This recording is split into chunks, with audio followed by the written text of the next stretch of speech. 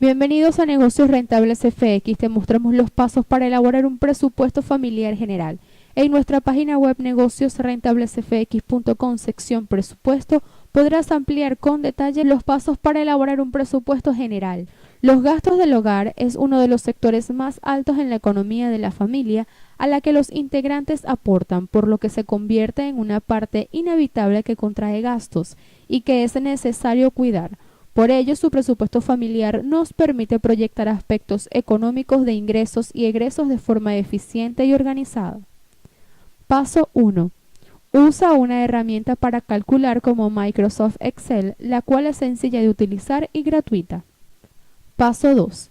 Conoce y establece los ingresos. De acuerdo a las actividades realizadas, es momento de conocer los canales de ingreso con los que contamos para realizar correctamente el presupuesto familiar, como ingresos fijos y variables. Paso 3. Identifica los gastos y egresos. Necesitamos establecer los gastos fijos y variables. Los gastos fijos serán todos aquellos relacionados con pagos que sí o sí debemos hacer y que permanecen a lo largo del tiempo, por lo que con frecuencia no son evitables, como pago de tarjeta de crédito, servicios básicos de vivienda y los gastos fijos variables, que suelen ir más arraigados al ocio y el entretenimiento. Paso 4. Registra la información de gastos e ingresos. Empezaremos a organizar nuestros ingresos y egresos de acuerdo a cada sector correspondiente para obtener una cifra. Paso 5. Evalúa el saldo del presupuesto familiar.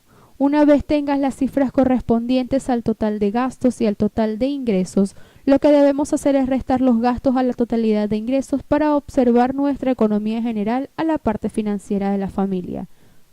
Para ver con detalle pasos para elaborar un presupuesto familiar general, visita negociosrentablesfx.com, sección presupuestos.